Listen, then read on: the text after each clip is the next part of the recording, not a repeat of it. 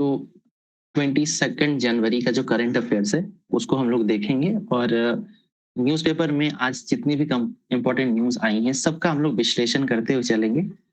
सबसे पहला न्यूज़ जो है वो है यूरोपीय संघ के साथ बैठक में आतंकवाद के खिलाफ जीरो टॉलरेंस पर होगा जोर। तो यूरोपीय संघ के जो मेंबर्स हैं वो अभी हाल ही में ये जो 27 जनवरी को भारत यूरोपीय संघ शिखर सम्मेलन होने वाला है उसके लिए यहाँ उपस्थित हुए हैं। ठीक है। और चूंकि ये 27 जनवरी को होने वाला है और अभी वर्तमान में 22 तारीख है, तो अभी से ही जो है बहुत सारे देशों के राष्ट्राध्यक्ष भारत आना शुरू कर चुके हैं। इसमें स्पेन के, इसके अलावा अन्य बहुत सारे देशों के लोग आए हैं। स्पेन के साथ खासियत ये है कि भारत और स्पेन जो है वो इस बार वर्ष 2026 में अपनी 70वीं जो है वार्षिक जो उनका मीटिंग है वो आयोजित कर रहे हैं, यानी 70 साल पुराना इनका रणनीतिक साझेदारी हो चुका है। तो ये साल इसलिए भी भारत और स्पेन के लिए इम्पोर्टेंट है। ठीक है। जहां तक यूरोपीय संघ की बात है तो इसके बारे में अगर आपको थोड़ी जानकारी हो तो आप बता सकते हैं।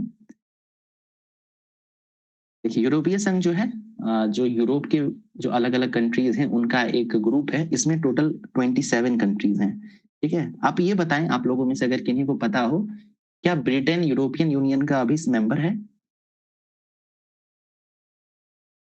ब्रिटेन यूरोपियन यूनियन का मेंबर है? जी नहीं सर। ओके, बिल्कुल, है ना। तो देखिए, जब आपसे क्वेश्चन पूछा जाए तो आप अनम्यूट करके बता के फिर म्यूट कर सकते हैं। ठीक है। तो यूरोपियन यूनियन से ब्रिटेन जो है वो बाहर हो चुका था। ब्रेग्जिट नाम का एक आंदोलन चला था वहां पे, जिसके तहत जो है ब्रिटेन बाहर हो गया था। ठीक है। उसके बाद हम लोग बात करते हैं कि जो यूरोपियन यूनियन है उसका हेडक्वार्टर कहाँ है, तो वो ब्रुसेल्स बेल्जियम में है। ठीक है। तो इस न्यूज से जो है, इस पेपर से बस इतना ही खबर निकल के आता है कि यूरोपीय संघ का जो है वो शिखर सम्मेलन होने वाला है और स्पेन और भारत के बीच 70वां वर्षगांठ मनाया जाएगा। ठीक है। चलिए नेक्स्ट न्यूज पे चलते हैं। नेक्स्ट न्यूज क्या कह रहा है, दावोस में वर्ल्ड इकोनॉमिक फोरम की बैठक। तो आप लोगों को पता होगा कि प्रतिवर्ष जो है वर्ल्ड इकोनॉमिक फोरम का समिट बुलाया जाता है और ये दावोस में ही हर साल बुलाया जाता है। दावोस कहाँ है? ये स्विट्जरलैंड का एक शहर है। अब इसमें डोनाल्ड ट्रंप जो है वो गए हुए थे और वहां जो उनका भाषण है वो काफी चर्चा में रहा है। वो किन चीजों पे बात करते हैं जरा इस पे हम लोग ध्यान देंगे। सबसे पहले अभी जो है हाल ही में चर्चा में चल रहा है डोनाल्ड ट्रंप का डेनमार्क और जो ग्रीनलैंड को लेकर जो उनका रवैया है वो बहुत चर्चा में है।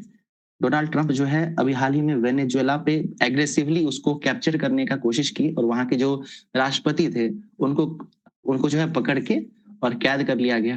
फिर वहां पे सत्ता परिवर्तन हुआ। अब उनका नजर जो है वो ग्रीनलैंड पर है। ग्रीनलैंड वर्तमान में डेनमार्क के अंदर ही उसकी इकाई के रूप में कार्य करता है। ठीक है। और डेनमार्क पे जो है डोनाल्ड ट्रंप का नजर है। लेकिन ये चीजें अभी अचानक से नहीं हुई हैं, इसका एक लंबा इतिहास रहा है। अगर हम लोग सिर्फ डेनमार्क और उसकी बात करेंगे ग्रीनलैंड की, तो 2019 में जब वो पहले कार्यकाल में राष्ट्रपति बने थे तब भी वो इसके लिए जो है प्रयासरत थे। ठीक है, पहले कार्यकाल में।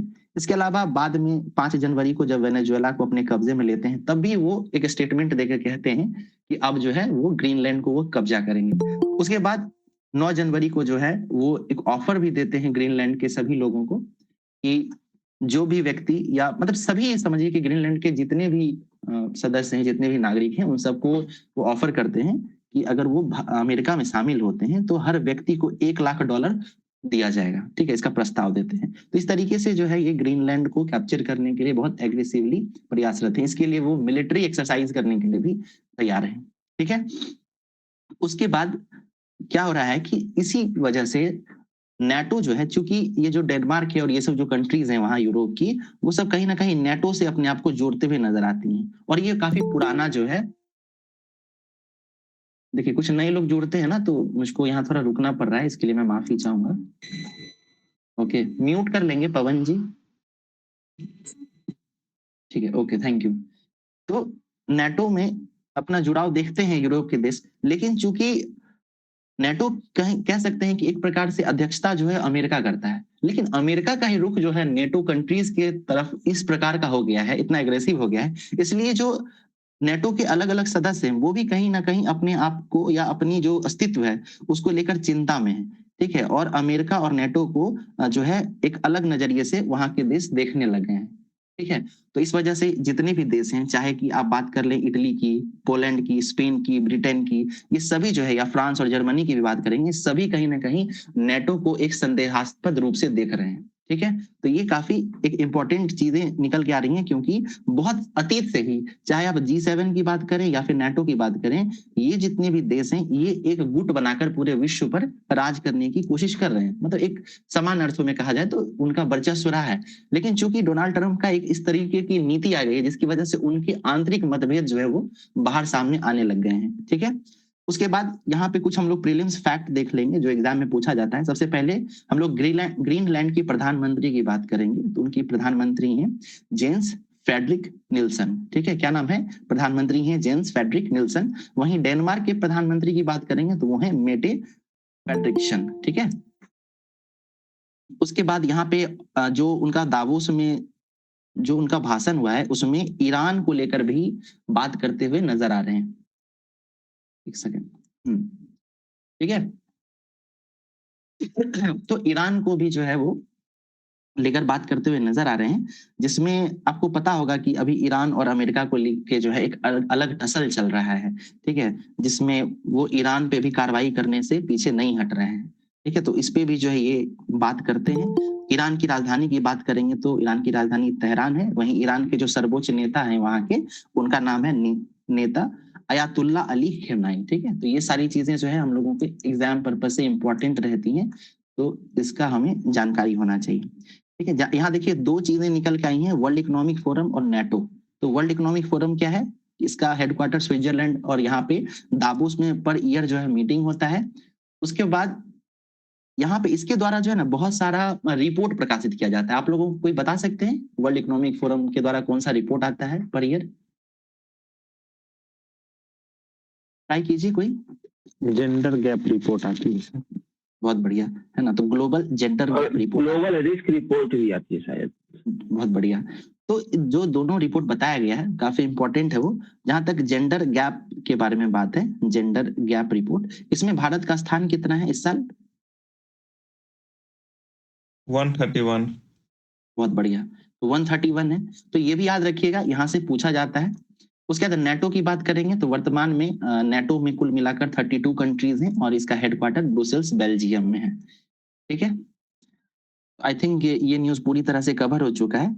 अच्छा, यहाँ पे मैं आप लोगों को एक क्वेश्चन देता हूँ, आप लोग आंसर कीजिएगा। अभी जो है भारत 26 जनवरी को अपना रिपब्लिक डे मनाएगा। इस बार के जो है चीफ गेस्ट कौन है, या वो जो चीफ गेस्ट है वो किस संगठन से जुड़े हुए हैं? कुछ जी बताइए। यूरोपीय संघ, यूरोपीय संघ और यूरोपीय परिषद के। बिल्कुल। तो दोनों के अध्यक्ष जो है वो भारत आए हुए हैं, और आप गौर कर सकते हैं कि 26 को जो है 26 जनवरी को वो रिपब्लिक डे के परेड में शामिल होंगे, और 27 तारीख को भारत और यूए के बीच जो शिखर सम्मेलन होने वाला है उसमें शामिल होंगे। ठीक है। चलते हैं नेक्स्ट न्यूज पे। देखिए ये बहुत ही अच्छा न्यूज है और एग्जाम में छपने वाला प्रश्न है। क्या कह रहा है? ग्रासा मिशेल को 2025 का इंदिरा गांधी शांति पुरस्कार मिला है। ठीक है। नाम क्या है इनका? ग्रासा मसेल। ठीक है। अब ये हैं कौन? तो ये अफ्रीकी राजनेता हैं, अफ्रीका की राजनेता हैं, समाज सेवी हैं, मानवाधिकार कार्यकर्ता रही हैं। ठीक है। और इनको 2025 का इंदिरा गांधी निशस्त्रीकरण और विकास पुरस्कार दिया गया है। ठीक है। इसके अलावा इनके बारे में अगर अन्य जानकारी की बात करेंगे तो ग्रासा जो है वो 1997 में संयुक्त राष्ट्र का नैनसेन शरणार्थी पुरस्कार जीत चुकी हैं। इसके अलावा ब्रिटेन का मानर dame commander of the order of British Empire का सम्मान भी जीत चुकी हैं। इनका जन्म जो है वो मोजाम्बिक में 17 अक्टूबर को हुआ था। ठीक है। तो ये रहने वाली मोजाम्बिक की है, लेकिन इनका जो कार्य क्षेत्र है वो पूरे अफ्रीकी महादेश से जुड़ा हुआ है। ठीक है। तो इनका नाम याद रखिएगा, किसी ना किसी एग्जाम में ये पूछा जा सकता है। नाम क्या है? ग्रासा मिशेल। ठीक है। चलो यहाँ से एक नाम और रिवाइज कर लेंगे। इस बार का शांति के लिए नोबेल पुरस्कार किसको मिला है? शांति के लिए मारिया मचाडो करके कुछ है। मारिया मर्चोडा ऐसे कुछ नाम है। ठीक है। और ये किस देश की है रहने वाली? वेनेजुएला। वेनेजुएला की। ठीक है।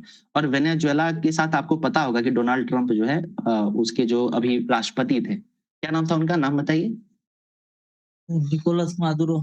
निकोलस माद्रो, ठीक है, तो उनको कब्जा करके ले आए हैं और वहां पे तख्ता पलट करके वहां पर एक डमी प्राइम मिनिस्टर या डमी प्रेसिडेंट वहां पे स्थापित किए हैं।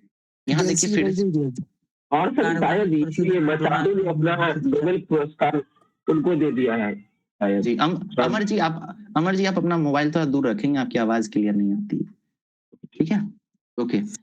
उसके बाद यहाँ देखिए यहाँ पे एक न्यूज है, कह रहा है कि जो रुपया है वो 68 पैसे का गोता लगाकर सबसे निचले स्तर पर पहुंचा है, ठीक है। तो जो रुपया है ना उसको अगर कंपैरेटिव स्टडी करते हैं, ठीक है, तो वो कहीं ना कहीं धीरे धीरे नीचे जाता जा रहा है, यानी उसकी वैल्यू जो है वो विश्व की अन्य अर्थव्यवस्थाओं की जो मुद्रा है उससे कहीं ना कहीं उसकी अपेक्षा में निम्नता की ओर जा रही है, यानी डॉलर मजबूत हो रहा है और रुपया जो है वो कमजोर हो रहा है। अब इसके पीछे कारण क्या है? तो पहला तो है कि वर्ल्ड ऑर्डर जो है, वैश्विक परिदृश्य में जो भी अभी हाल में बहुत तेजी से बदलाव आए हैं, ये उसका पहला परिणाम है, ठीक है। अब क्या क्या बदलाव आए हैं? तो पहला है बहुत दिनों से रशिया यूक्रेन वॉर चल रहा है। दूसरा क्या है? इधर हमास इजराइल का युद्ध चल रहा है। फिर अमेरिका और ईरान को लेकर जो समस्याएं निकल के आ रही हैं वो है।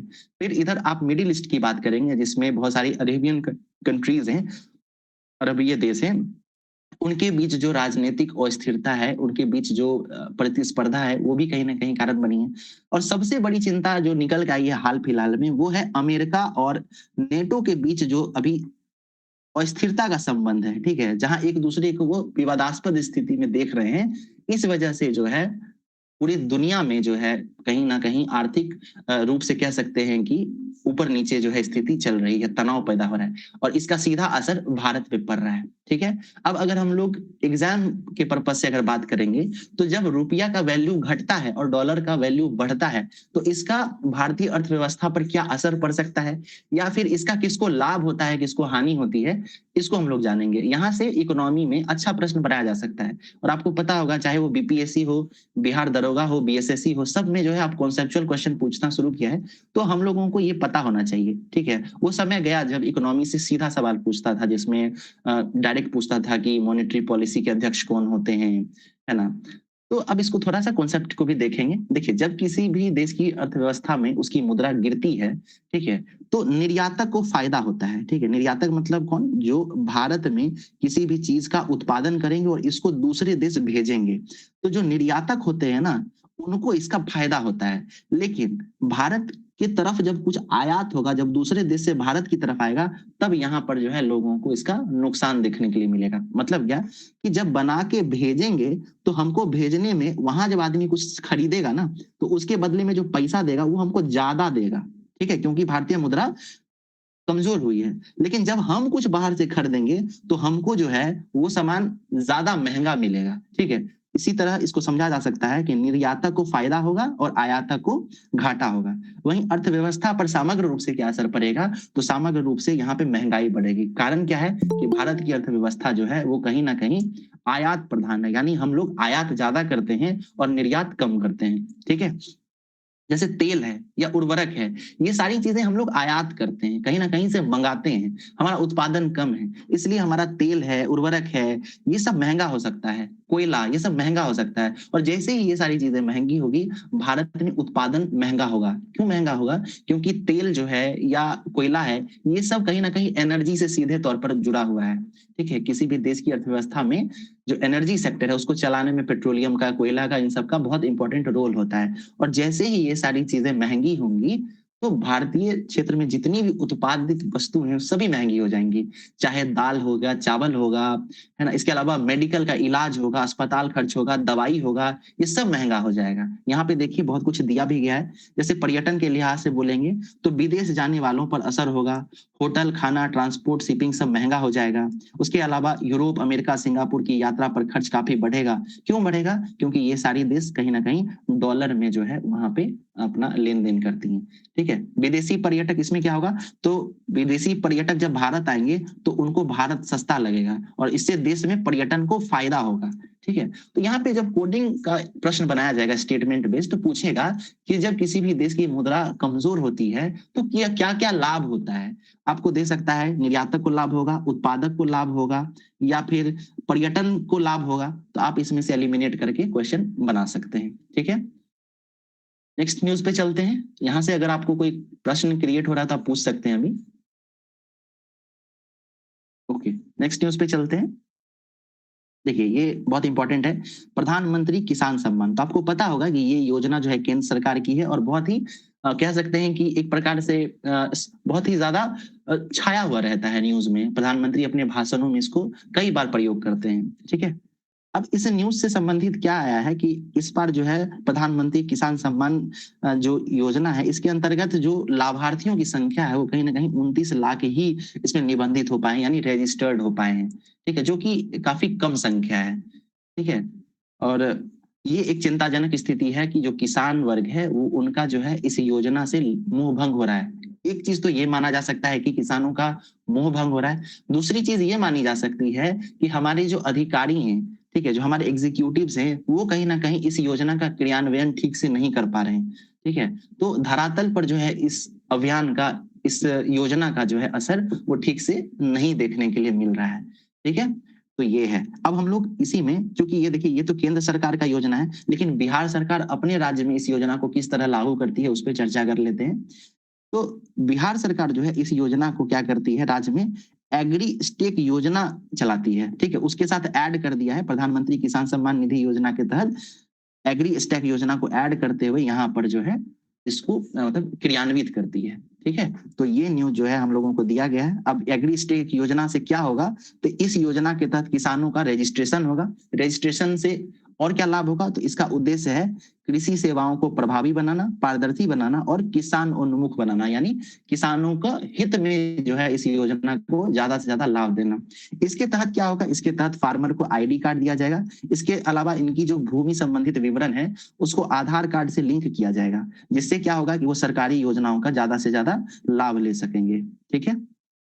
उसके बाद यहाँ देख सकते हैं कि ये निबंधन से क्या लाभ होगा। तो पहला लाभ तो ये है कि प्रधानमंत्री किसान सम्मान निधि योजना का लाभ मिलेगा।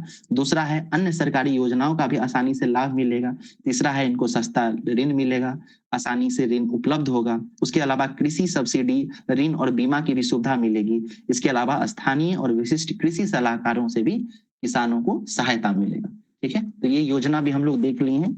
आप ध्यान रखिएगा, एक योजना तो ये है प्रधानमंत्री किसान सम्मान निधि योजना और दूसरा योजना है बिहार सरकार की एग्री स्टैक योजना।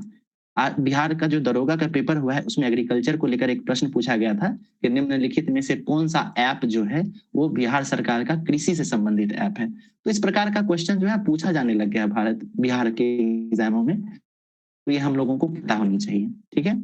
और वैसे भी न्यूज़पेपर के थ्रू कवर करने से क्या होता है कि हमको ये सारी योजनाएं हर 2-3 दिन पे देखने के लिए मिलेगी, तो हम लोगों को एक्स्ट्रा दिमाग पे बर्डन नहीं डालना होगा कि हमको याद करना है, वो ऑटोमेटिक कहीं ना कहीं बैक ऑफ माइंड चलता ही चला जाएगा, ठीक है। आगे चलते हैं।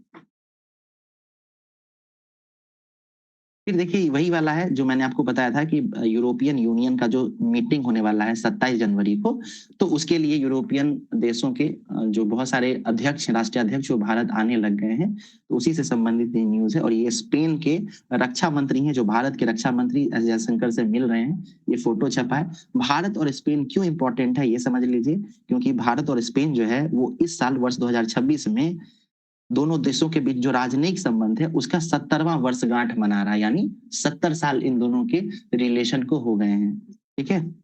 और भारत स्पेन के बीच और क्या क्या संबंध है, तो अभी हाल ही में 2024 में जब स्पेन के प्रधानमंत्री भारत आए थे, तो भारत के प्रधानमंत्री और स्पेन के प्रधानमंत्री दोनों ने मिलकर गुजरात के गुजरात के बड़ौदा में एयरबस टाटा C295 की फैक्ट्री स्थापित की थी, ठीक है। यानी एरोप्लेन बनाने वाली जो कह सकते हैं कि एक फैक्ट्री, एक इकाई की स्थापना वो लोग बड़ौदा में किए थे। तो ये पूछा जा सकता है कि भारत के किस शहर में या किस राज्य में जो है वो एयरबस और टाटा के बीच जो है एरोप्लेन बनाने की फैक्ट्री स्थापित की गई है। तो आप याद रखिएगा ये गुजरात में है, ठीक है जी सर। इसके तहत जो है सर कुछ फैक्ट हम बता दे रहे हैं। 97 जो है वो खरीदा जाएगा, 97, जिसमें से कुछ का निर्माण जो है यहाँ भारत में ही होगा टाटा के द्वारा, और बाकी जो है वो स्पेन से लाया जाएगा। बाकी स्पेन से, बहुत बढ़िया जी। स्पेन की राजधानी कहाँ है, कोई बता सकते हैं तो बताइए। मैड्रिड। मैड्रिड, बिल्कुल मैड्रिड। और मैड्रिड नाम से बहुत सारे फुटबॉल क्लब्स हैं, जैसे रियल मैड्रिड है ना, तो ये सब भी पता होना चाहिए। मैड्रिड। बहुत बढ़िया, बहुत बढ़िया। देखिए अब एक न्यूज है कि सोना जो है वो महंगा हो रहा है, ठीक है।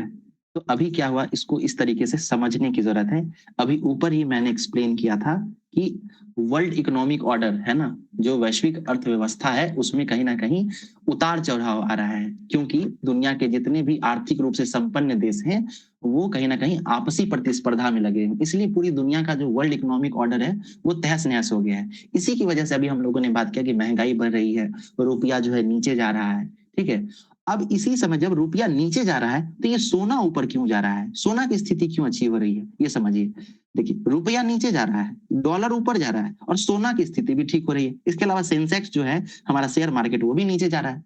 समझने की बात क्या है कि जो शेयर मार्केट होता है, शेयर मार्केट वो लोगों के भरोसे पे चलता है। ठीक है, लोगों के भरोसे पे चलने का मतलब क्या है कि लोग कैसा फील कर रहे हैं कि मार्केट कैसा काम करेगा, और जितने भी विशेषज्ञ हैं वो वर्तमान परिदृश्य को देखते हुए मान के चल रहे हैं कि अभी हाल फिलहाल में जो दुनिया की स्थिति है आर्थिक रूप से, वो कहीं ना कहीं ठीक होने वाली नहीं है और निश्चितता नजर आ रही है। चाहे वो अमेरिका और चीन को लेकर युद्ध हो, अमेरिका और रूस को लेकर आपसी विवाद हो, रूस और यूक्रेन को लेकर विवाद हो, अमेरिका और ईरान को लेकर विवाद हो, गजा और इजराइल को विवाद हो, मिडिल ईस्ट में विवाद हो, तो इतनी सारी जो वर्ल्ड ऑर्डर में समस्याएं एक साथ नजर आ रही हैं। तो जितने भी विशेषज्ञ हैं उनका मानना है कि हाल फिलहाल में कुछ दिनों में वैश्विक अर्थव्यवस्था अपनी ठीक स्थिति में काम नहीं करेगी। इसलिए जितने भी निवेशक हैं वो क्या कर रहे हैं, शेयर मार्केट से अपना पैसा उठाकर जो है जा रहे हैं। ठीक है, लेकिन जब वो पैसा निकालेंगे तो उनको कोई जगह चाहिए ना कि वो पैसा को यूज कहाँ करें। ठीक है, वो पैसा को वो यूज कहाँ करें, यहाँ से तो निकाल लिए हैं, लेकिन जब वो पैसा उसको यूज कहाँ करेंगे, क्या वो उन पैसों को अपने अकाउंट में रखेंगे? ठीक है, तो क्या वो पैसा जो है वो अपने अकाउंट में रखेंगे? नहीं, अकाउंट में नहीं रखेंगे, उनको फिर वो कहीं निवेश करेंगे, और निवेश करने के लिए उनको फिर सोना नजर आ रहा है। ठीक है, सोना क्यों नजर आ रहा है, तो सोना जो है, एक तो क्या है कि सोना जो है ये एक रिसोर्स है और लिमिटेड है। ठीक है, सीमित रूप में है, और सीमित चीजों के साथ क्या फायदा होता है कि मान के चलिए कि एक कलम है और खरीदने वाले 4 लोग हैं। ठीक है, 4 लोग हैं अगर खरीदने वाले, तो अगर एक व्यक्ति कहेगा कि मैं इस कलम को 5 रुपया में खरीद लूंगा, दूसरा कहेगा हम 6 में खरीदेंगे, तीसरा कहेगा हम 7 में, चौथा कहेगा हम 10 में देंगे, यानी कहीं ना कहीं खुद ही जो है वो लिमिटेड जो सोर्स है अपना, उसका कहीं ना कहीं रेट बढ़ जाता है। उसी तरीके से सोना है, सोना के साथ क्या है, ये लिमिटेड है, और एक व्यक्ति अब आज इसको अगर मान के चलिए 1000 में खरीद लेता है, तो कुछ दिनों के बाद सोना चूंकि लिमिटेड है, तो इस 1 किलो सोना को खरीदने के लिए 4 व्यक्ति आ जाएंगे, कोई कहेगा हम 2000 देंगे, कोई कहेगा हम 3000 देंगे, कोई 4000। तो सोना जो है कहीं ना कहीं जो भी निवेशक हैं उनको आर्थिक रूप से एक क्या कहते हैं कि मजबूत स्थिति प्रदान करता है। ठीक है, तो इसलिए जो है सोना कहीं ना कहीं महंगा हो रहा है और रुपया नीचे जा रहा है, डॉलर नीचे जा रहा है, जो भी मैंने आपको बताया है वो इससे विश्लेषित होता है। इसके अलावा चांदी भी जो है वो भी महंगा हो रहा है, तो इसका कारण भी यही है क्योंकि चांदी जो है वो भी कहीं ना कहीं लिमिटेड स्टॉक में है, लिमिटेड रिसोर्स है। ठीक है, तो सोना, चांदी, प्लेटिनम, ये सभी का मांग बढ़ रहा है और सभी चीजों का दाम भी बढ़ रहा है। ठीक है, आप लोगों को और कोई क्वेश्चन है तो प्लीज कह सकते हैं। क्या मैं समझा पा रहा हूं आप लोगों को? बाउंसर तो नहीं जा रहा है, ठीक चल रहा है? जी सर, सब सही चल रहा है। ये सर ठीक है, अच्छा है। Okay, thank you. ठीक है, अब हम लोग आरावली के बारे में बात करेंगे। सबसे पहले तो ये है कि आरावली जो है वो बिहार के पश्चिमी क्षेत्र का एक पर्वत है। ठीक है, आरावली दुनिया के सबसे पुराने वलित पर्वतों में से था, लेकिन चूंकि बहुत पुराना हो गया तो इसमें इरोजन होते गया। इरोजन मतलब धीरे धीरे ये ऊपर से समाप्त होते गया है ना, कभी हवा के द्वारा, पानी के द्वारा, लंबे समय में इसमें इरोजन हुआ और ये धीरे धीरे अपनी ऊंचाई खोता गया, और अब ये बहुत मतलब ज्यादा ऊंचा नहीं रह गया है। अब इसके साथ समस्या क्या हो गई कि अरावली जिन राज्यों में अवस्थित है, राज्य कौन कौन से हैं, गुजरात है, राजस्थान है, हरियाणा है, दिल्ली है, उत्तर प्रदेश का कुछ क्षेत्र है, मध्य प्रदेश का कुछ क्षेत्र है। ठीक है, इन राज्यों में जो अरावली जो मौजूद है, अब क्या हुआ है कि इनकी ये बहुत मतलब ज्यादा ऊंची नहीं रह गई है। तो यहाँ के बहुत सारे व्यापारी वर्ग हैं, उनको ये आइडिया है कि इन पहाड़ों के नीचे, क्योंकि जब ये बना होगा तो कहीं ना कहीं 2 प्लेट्स के टकराने के कारण बना होगा, और जब कभी 2 प्लेट्स टकराते हैं तो वहां पे क्या होता है, बहुत सारे रिसोर्सेज उसके नीचे दब जाते हैं, और यही लंबे अंतराल के बाद क्या होता है, तो ये फॉसिल्स यानी पेट्रोलियम, कोयला, खदान, ओर्स, मिनरल्स, इसके अलावा कह सकते हैं कि सोना, चांदी, है ना, इसके अलावा हीरा, इस तरह के जितने भी आपको मिनरल्स दिखते हैं कहीं ना कहीं इसमें दबे हो सकते हैं, और इस बात की जानकारी यहाँ के लोगों को है। तो जो अमीर वर्ग है वो कहीं ना कहीं इस क्षेत्र में खनन करके इसको निकालने के लिए प्रयासरत है, ठीक है। और अभी हाल फिलहाल में क्या एक घटना देखने के लिए मिली कि आरावली को लेकर जो है अलग अलग राज्य जो थे वो अलग अलग जो है योजना बना के उसका उत्खनन करते थे। फिर एक विशेषज्ञ समिति गठित की गई और बोला गया कि ये अलग अलग राज्य जो है वो अपना ही नियम बनाते हैं, ठीक है, तो क्यों ना इसमें एक समग्रता लाई जाए। और उस समिति ने क्या किया, जितने भी राज्य में आरावली फैला हुआ है सबको मिलाकर एक जो है निर्णय दिया कि निर्णय क्या दिया, निर्णय ये दिया कि आरावली जो है वो अपने आसपास के क्षेत्र से अगर 100 मीटर ऊंची है, ठीक है, तब तो उसको छोड़ दिया जाएगा, लेकिन अगर 100 मीटर से नीचे अगर उसकी हाइट है तो यहाँ पर जो है खनन किया जा सकता है, ठीक है, खनन किया जा सकता है। लेकिन समस्या अब यहीं पे आ गई कि कोई भी क्षेत्र जो है उसकी ऊंचाई हम लोग समुद्र तल से नापते हैं, ठीक है। अगर हम लोग आसपास के क्षेत्र से किसी भी चीज को नापेंगे तो वो कहीं ना कहीं छोटा ही नजर आएगा। अगर आप मान के चलिए कि माउंट एवरेस्ट पे चले जाते हैं, ठीक है, जो कि दुनिया की सबसे ऊंची चोटी है, अगर आप माउंट एवरेस्ट को उसी के पास के किसी पहाड़ से देखेंगे तो आपको दुनिया का सबसे ऊंचा चोटी नजर नहीं आएगा। लेकिन वही अगर आप उसको समुद्र तल से देखेंगे तो आपको ये 8,848 मीटर ऊंचा नजर आएगा। समस्या यही है कि अगर हम आरावली के किसी भी पहाड़ को उसी के नजदीक के किसी स्थल से देखेंगे तो वो 100 मीटर का नजर नहीं आएगा। बहुत कम ही ऐसा पहाड़ होगा जो 100 मीटर का नजर आएगा। लेकिन इसी को हम अगर बहुत दूर से देखेंगे तो ये पता चलेगा कि हमको 100 मीटर, 500 मीटर या बहुत ऊंचा नजर आएगा। तो इसी चीज का संज्ञान लेते हुए सुप्रीम कोर्ट ने उस निर्णय पे रोक लगा दी कि ये 100 मीटर वाला जो परिभाषा है इसको रोक लगा दिया है, ठीक है। 100 मीटर वाला परिभाषा जो है मान्य नहीं होगा। और सुप्रीम कोर्ट क्या बोला है, इस पे रोक लगाते हुए बोला है कि वो एक समिति गठित करेगा, विशेषज्ञ समिति, और इसके तहत जो है वो समिति जांच करेगी कि आरावली का सही परिभाषा क्या होना चाहिए। और इसके बाद जब उस समिति का गाइडलाइन आ जाएगा उसके बाद जो है उस पर बात किया जाएगा और फिर एक नए नॉर्म्स, नए नियम केंद्र सरकार को दिए जाएंगे। तो अभी फिलहाल जो है इसका रोक लग गया है। और अगर आप लोगों को न्यूज थोड़ा आइडिया हो, कवर करते होंगे तो आपको पता होगा कि आरावली को लेकर जो ये विवाद उत्पन्न हुआ था वो कहीं ना कहीं बहुत ज्यादा चर्चा में बन गया था। वहां के क्षेत्रीय जो जनता थी, वहां के जो लोग थे, जो कार्यकर्ता थे, वो कहीं ना कहीं इसको लेकर काफी मुखर थे और बहुत ज्यादा इस पे विवाद हुआ था, ठीक है। नेक्स्ट न्यूज की तरफ चलते हैं। सुनीता विलियम्स, आप लोगों ने इनका नाम सुना होगा। सुनीता विलियम्स भारतीय मूल की अंतरिक्ष यात्री हैं और अभी वर्तमान में अमेरिका में रहती हैं, अमेरिका की निवासी हैं। लेकिन इनका जुड़ाव जो है वो भारत के गुजरात से है, और गुजरात के मेहसाना जिले से, ठीक है। इनके और ये क्या हो गया है कि ये लास्ट दिसंबर 2025 के बाद ये रिटायर हो गई हैं, ठीक है। अब यानी अब ये स्पेस में नहीं जाएंगी। अब इनके साथ जो है कुछ चीजें जुड़ी हुई हैं। सबसे पहले क्या कि ये 3 मिशनों के लिए जो है अंतरिक्ष में जा चुकी थी। इसके अलावा सबसे ज्यादा दिनों तक स्पेस में रहने का रिकॉर्ड भी इनके नाम है। तीसरा क्या है, ये अंतरराष्ट्रीय स्पेस स्टेशन ISS पे सबसे ज्यादा दिनों तक रहने वाली अंतरिक्ष यात्री हैं। इसके अलावा स्पेस वॉक यानी स्पेस में चलने का भी इनके पास बहुत बड़ा जो है एक्सपीरियंस है, लगभग 62 घंटे 6 मिनट का, जो कि एक वर्ल्ड रिकॉर्ड है, ठीक है। तो इतनी बड़ी हस्ती होने के बाद जो है ये रिटायर हुई है, तो कहीं ना कहीं आने वाले समय में जो है एग्जामिनेशन में ये देखने के लिए मिलेगा। तो याद रखिएगा, सुनीता विलियम्स जो है वो रिटायर हो गई हैं, भारतीय मूल की हैं और गुजरात से इनका संबंध है, ठीक है।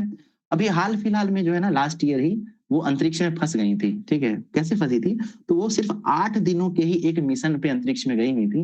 लेकिन वहां का जो उनका स्पेसक्राफ्ट था, जो कि बोइंग स्टार लाइनर कंपनी के द्वारा डिजाइन किया गया था, उसमें कुछ तकनीकी खराबी आ गई थी, जिसकी वजह से वो मिशन जो था वो लंबा खिंच गया और कहीं ना कहीं उनको वहीं पे जो है 9 महीने तक वहीं पर फंसे रहे वो। और बाद में फाल्कन 9 स्पेस एक्स का जो एक रॉकेट है उसके द्वारा उनको वापस लाया गया।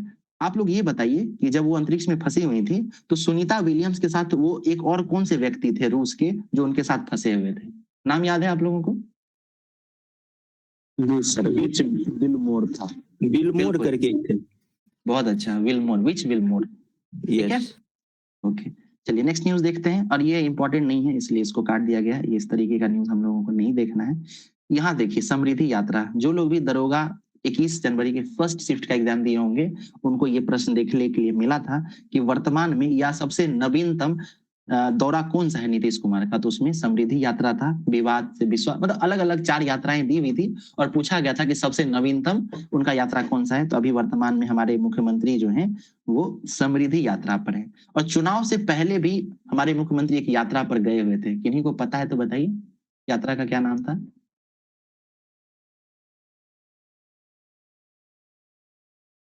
कोई बात नहीं, चलिए नेक्स्ट न्यूज देखते हैं। यहाँ पे एक विवाद देखने के लिए मिला है।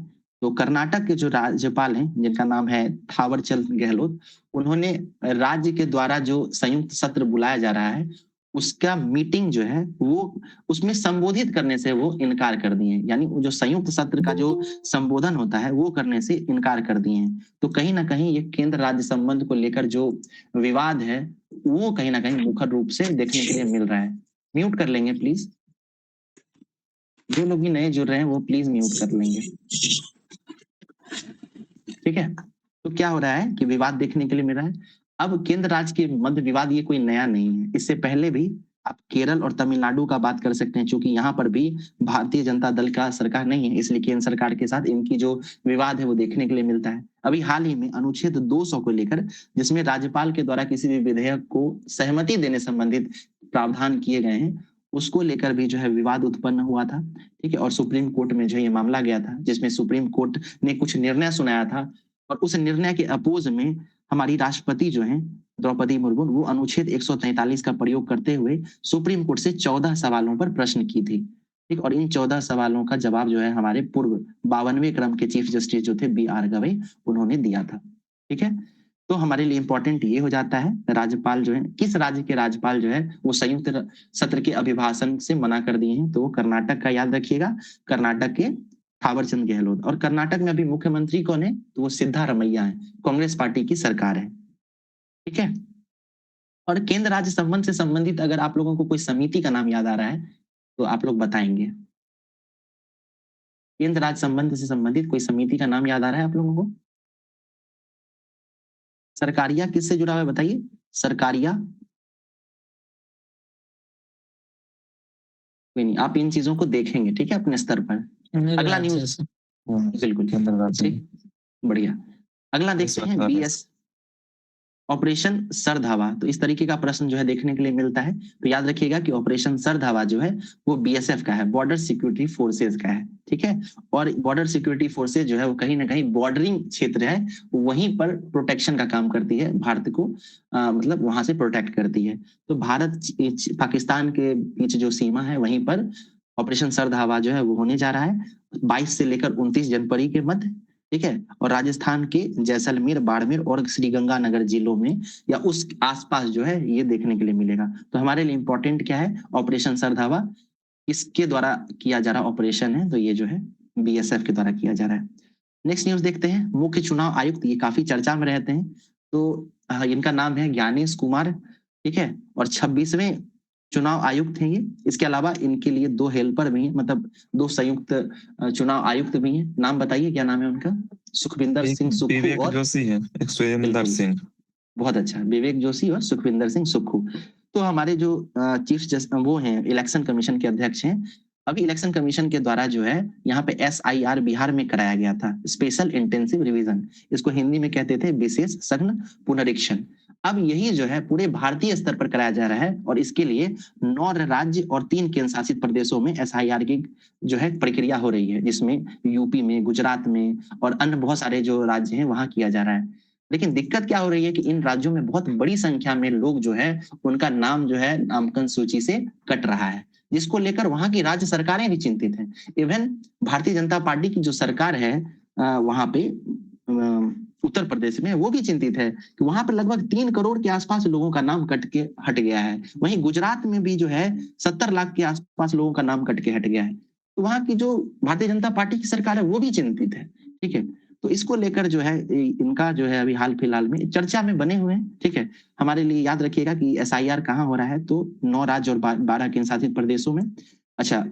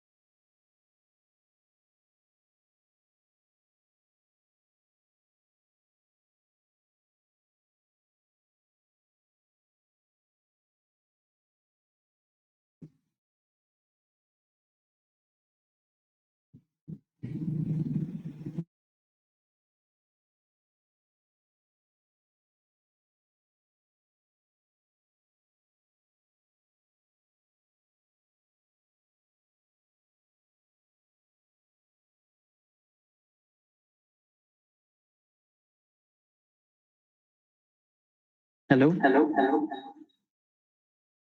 जी सर। माफी चाहूंगा, मेरा कनेक्शन जो है वो टूट गया था, और क्योंकि मैंने स्क्रीन शेयर किया हुआ था तो मुझको पता भी नहीं चला। बहुत देर से हट रखा था क्या ये? नहीं नहीं सर।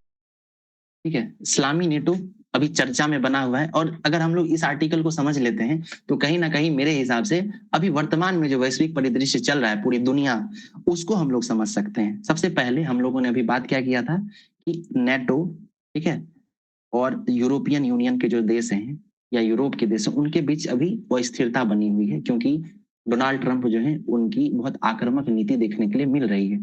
ठीक है, उन्होंने जो मेक अमेरिका ग्रेट अगेन का एक नारा दिया था, उसको लेकर जो है पूरी दुनिया पर उनका एक प्रकार से कहर देखने के लिए मिल रहा है।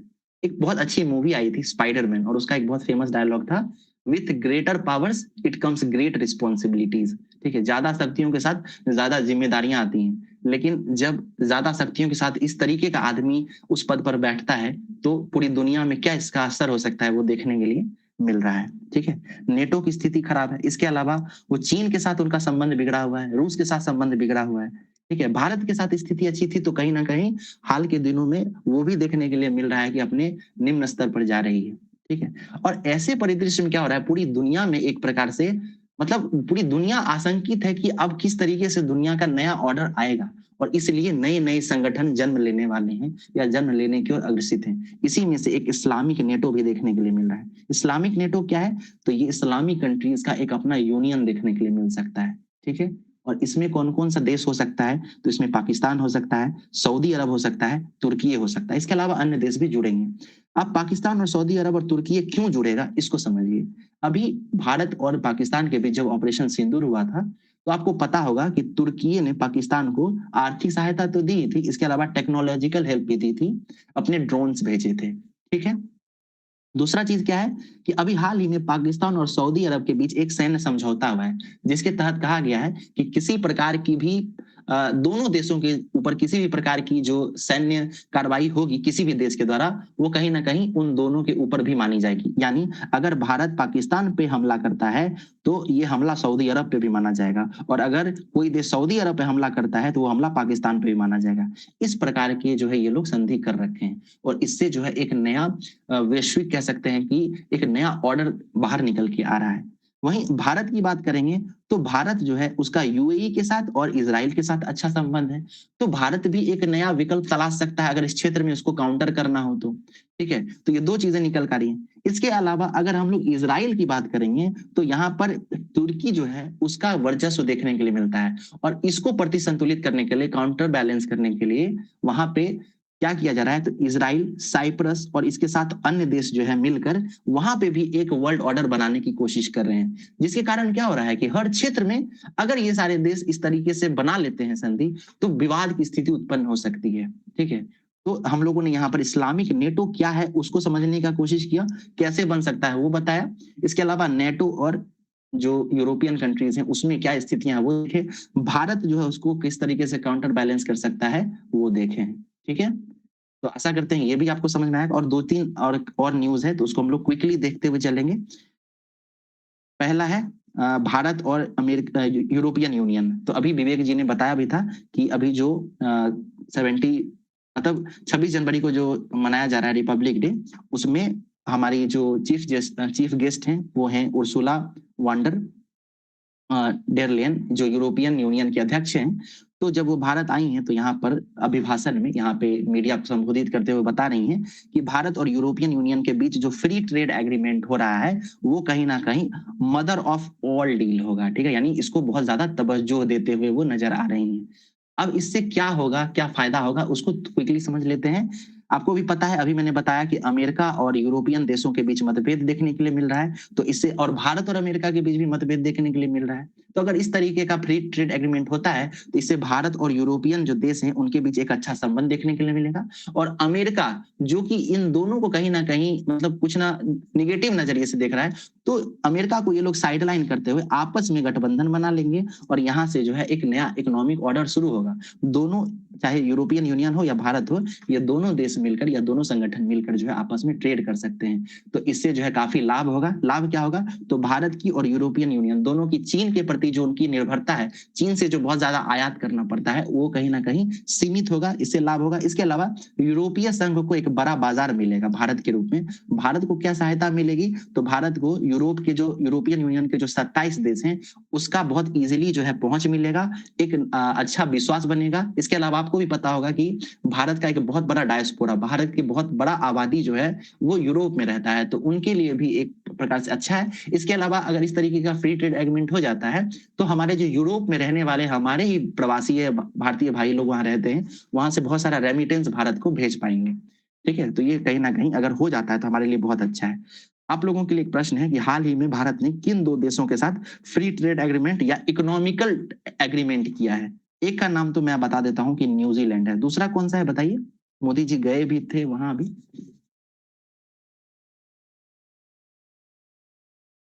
इसको आप लोग देखेंगे, ठीक है?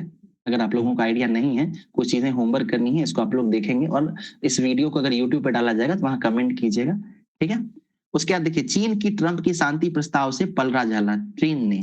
अब क्या हुआ है ना कि अमेरिका जो है वो गजा में और इजराइल के बीच जो युद्ध चल रहा है उसको संतुलित करने के लिए, उसको शांत करने के लिए एक शांति परिषद की स्थापना कर रहा था और इसमें जो है चीन जो है शामिल होने से मना कर दिया है। इसके अलावा सिर्फ चीन ही नहीं, इसमें फ्रांस, नॉर्वे, स्वीडन ये सब भी शामिल होने से मना कर दिया है। भारत को भी नियंत्रण भेजा गया था लेकिन भारत का अभी तक रुख सामने नहीं आया है।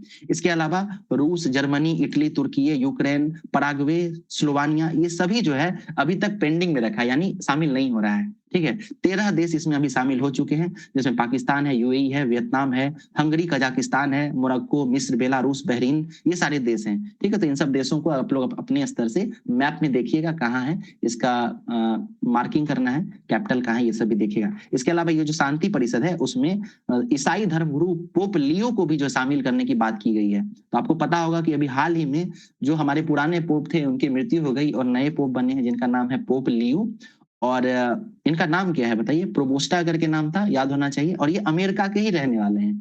ठीक है, तो इनको भी शांति जो परिषद है उसमें शामिल करने की बात चल रही है। ये न्यूज हम लोगों ने देख लिया है। इसके भला आगे जो है ये भी हम लोगों ने देख लिया, यानी इसके बाद से जो है रिपीटेड न्यूज होगा, तो इसको अब हम लोग यहीं पे लास्ट करेंगे। बहुत सारे न्यूज हम लोगों ने देख लिए हैं, लगभग 40 मिनट का भी क्लास हो चुका है।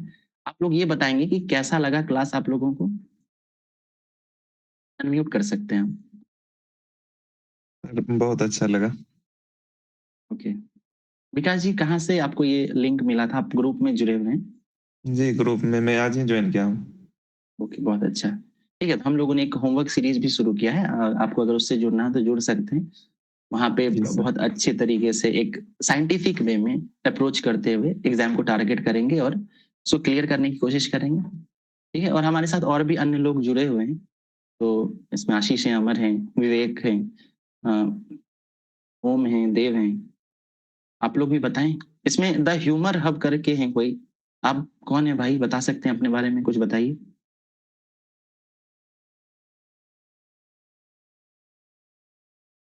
ठीक है, बाकी लोगों को भी अगर कुछ कहना हो तो प्लीज आप लोग कह सकते हैं। मेरा नाम रजनीश कुमार है। ओके, हेलो जी बताइए। सर, मैं बहुत लेट जुड़ा हूँ। ये क्लास यूट्यूब पर आएगा क्या? अपलोड हाँ कर सकते जी हैं? जी, बिल्कुल बिल्कुल यूट्यूब पे आएगा जी। Thank you sir. ठीक है, फिर इस क्लास को यहीं पे लास्ट करते हैं, मिलते हैं हम लोग अगले दिन। तो लिंक जो है ना वो 9 बजे आप लोगों को मिलेगा, तो जिनको भी ज्वाइन करना है वो क्विकली ज्वाइन करेंगे। और एक बड़ी समस्या ये आ जाती है कि जब धीरे धीरे लोग जुड़ते हैं ना तो यहाँ पे अप्रूवल देना होता है, और चूंकि मैं यहाँ पे टैब में देख रहा होता हूँ तो मुझको स्क्रीन पे दिखता नहीं है। तो आज बहुत सारे लगभग 20 से 25 लोग जो है वो इस पे कर रहे थे, आना चाह रहे थे, लेकिन वो चूंकि मैं वहाँ एडमिट नहीं कर पाया, उनको इंक्लूड नहीं कर पाया, तो वो लोग शामिल नहीं हुए। मैं जिन लोगों को देख पाता था वही लोग इंक्लूड हो पाए। तो कल से इसके लिए भी एक व्यवस्था की जाएगी। मैं इसका जो कहते हैं ना कि इंचार्ज है वो कहीं और दे दूंगा ताकि वो उसको संचालित कर सकेंगे, और फिर मेरा पूरा फोकस जो है वो क्लास पे रहेगा। ठीक है, तो आप लोगों को शामिल होने के लिए बहुत बहुत धन्यवाद, और इसी तरीके से सपोर्ट करते रहिए, और हम लोग और भी सुधार करेंगे। इसके अलावा आपकी कोई रिकमेंडेशंस होंगी तो हम लोग उस पर भी विचार करेंगे। ठीक है, ठीक है, थैंक यू। ठीक है sir, thank you sir. Okay, thank you. Okay sir, thank you, bye bye.